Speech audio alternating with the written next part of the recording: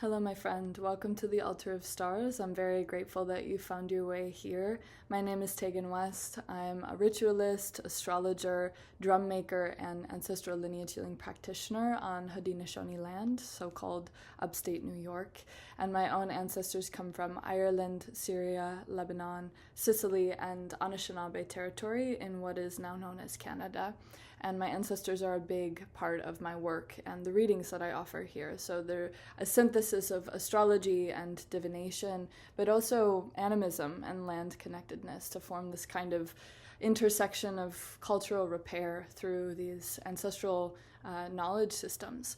And so if you like what I share here, you can find my work over on SUBSTACK at the Altar of Stars, where there's a pretty big archive at this point of weekly astrology readings in the form of podcasts that I've been sharing for a couple years, as well as tarot spreads and different ancestral rituals for each of the Wheel of the Year holidays or the new and full moons every month. So find me over there if you're interested in going deeper. But yeah, I hope that you enjoy this reading, and if you ever desire to work together one-on-one, there's opportunities to do that. You can find the links for that in the show notes. But yeah, enjoy, take good care of yourselves, my friends. Thanks for being here.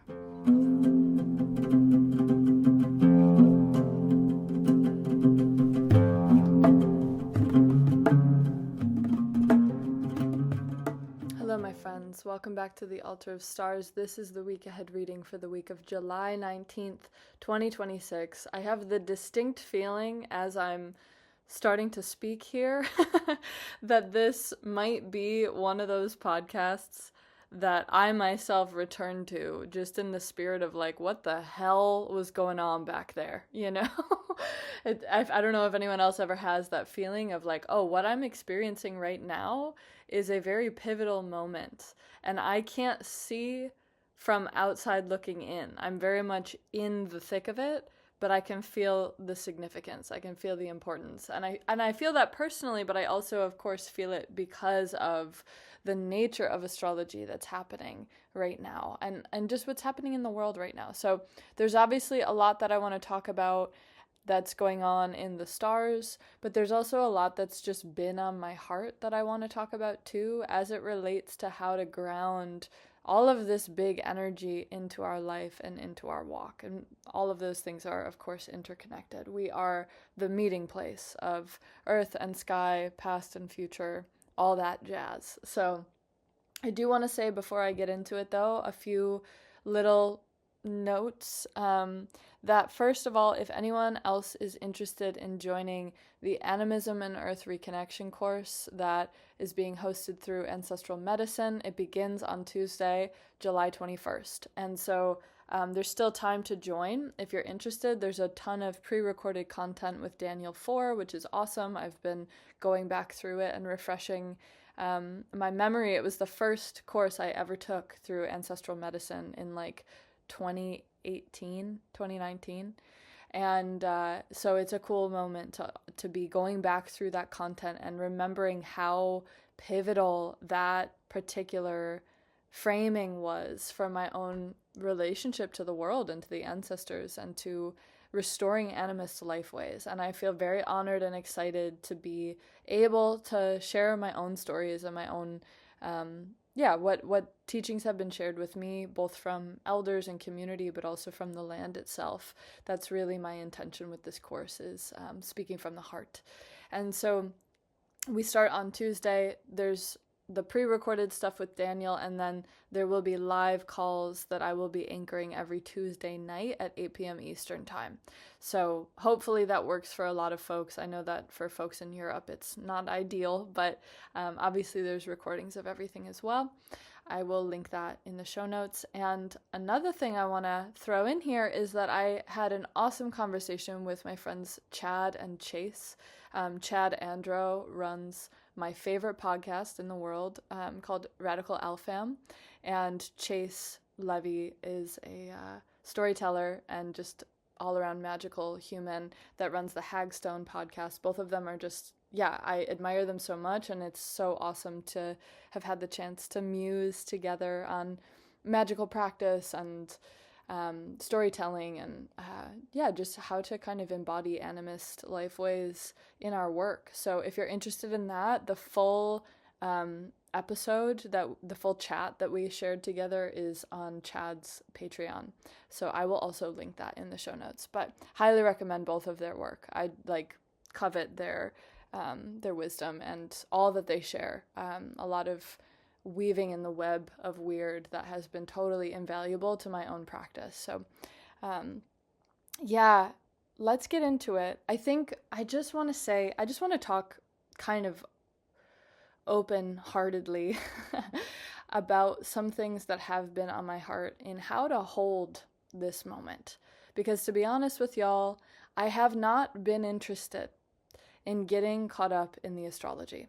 And it's really important for me as an astrologer to be able to take a step back at times.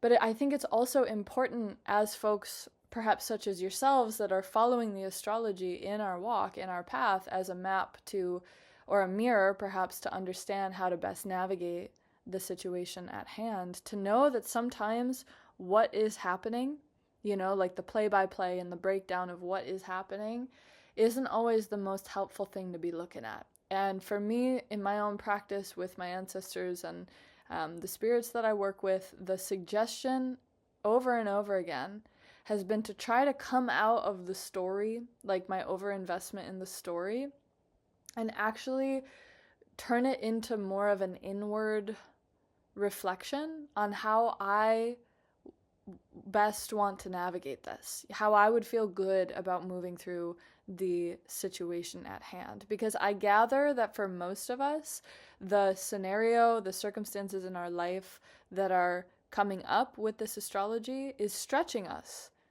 to a certain capacity, right? And that's important, to be able to stay with that and not try to rush it off by understanding what is happening. I can look at Barbo's basket and see the lines of energy that are happening between the big elder powers.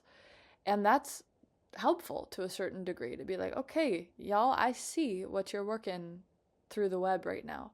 And also I feel it. And that's evidence enough. And so I just want to encourage, I want to share just some of the things that I've been thinking about in my own walk and in my own practice that feel perhaps more grounded in how to embody the changes. And I spoke about it a bit last week, in the sense that our choice to participate is the only meaningful choice there is, right? The choice to say, okay, yes, all of this is happening outside of me, but how am I going to organize myself around it? How am I going to situate myself in this? And there's the degree of situating myself within the kind of karmic circumstances, but then there's the deeper internal notion of organizing myself around a sense of dignity, a sense of even healthy pride, to say, this is my center, this is where I'm going to move from. May I be gentle with myself and others as we navigate this together, The last thing I wanted to talk about is the correspondence between the big outer planets that are involved in Barbo's basket and their mythological associations. And I want to say this first, that I find the mythological maps to be helpful in understanding the relationships between these powers. And because the myths themselves are alive, they can communicate something about the nature of these energies all intermingling in the sky right now, literally. That's kind of a big deal. And that isn't all there is to the planets themselves. And I find that very important, especially so that we're not overlaying our understanding or our direct experience of the planetary powers with only what we receive from the myths. Yes, there is a lot of ancestral significance and story and wisdom within the maps, the old maps themselves, and it's not the whole picture. if we want to really understand the full breadth of Jupiter or Saturn, then we actually have to be able to experience them directly and not only have these filters of mythology, right? But I find it interesting to see the correspondences and then to drop that and say, like, okay, what do we feel now that we have some context, right? And so without getting into the major complexity of all of the relationships that the old gods have between one another, I think it's interesting that there are these relationships between the realms of land, sea, and sky that are represented by some of the old gods and titans in the myths, right? That the land itself is Gaia, who is the earth mother that gives birth to Uranus, the sky god, right? And Zeus is in there too as a correspondent to Jupiter. But there's then this other aspect of Oceanus, or also associated with like Neptune's influence, right? So I'm drawing this line here because we have, of course, Gaia, of which all of these powers are born. Gaia was born directly out of chaos, and she is our earth mother. She is home base. She is the fulcrum from which all of these other energies are born of and being experienced in our earthly life, right? But Uranus as the sky, Oceanus or Neptune as the sea, and then Hades as the one who is ruling the earthly realm in tandem with Gaia, actually in service to Gaia, which is a very holy task, right? There's a retelling of the myth where Hades is like reluctantly just given the earthly realm, like no one else wants to rule the earthly realm, so Hades gets chosen last and has to do it. But in a way, there's something extremely profound about being the one who rules the land or has stewardship over the land, because I don't experience Hades to be ruling over. And of course, Hades is correspondent to Pluto here. So I'm drawing lines between all of these different old powers that are actually a part of Barbo's basket, right? We have Neptune and Pluto and Jupiter and Uranus all intermingling. So literally Zeus and Oceanus and Uranus and Hades are all taking their seat at the table. Now, these are the big old powers that bring foundational elemental change to the fabric of reality. Their respective realms of land, sea, and sky, and then, of course, Zeus/Jupiter bringing the storms, it's all participating together. Wow, my ear just started ringing so loud. Hello, Jupiter. But there's a way in which, especially because Jupiter is a notch closer to Earth, right? The participation is much more imminent. And I love the way that if we think about the ecology of a storm, that literally the patterns of weather that come through the sky are impacted by the sea and the land. It's all one ecology. The movements of a storm, it's inhabiting that total field, right? And so I'm sharing this because Jupiter/Zeus is the one who's coming in this week with all of these different aspects within Barbo's basket to the other gods, right? To Neptune and Uranus and Pluto. And so that influence, we can liken it, if we're thinking about this larger mythology of the planets as the old gods, it's like, okay, now Zeus is coming in with the storms, connecting these different realms, connecting land, sea, and sky through the pulsations and the movements themselves. It's super powerful, and that's bringing the change. And I really feel this from Jupiter, that there's a sense of like on the ground immediacy with Jupiter's influence that is bringing this change from above and below and between.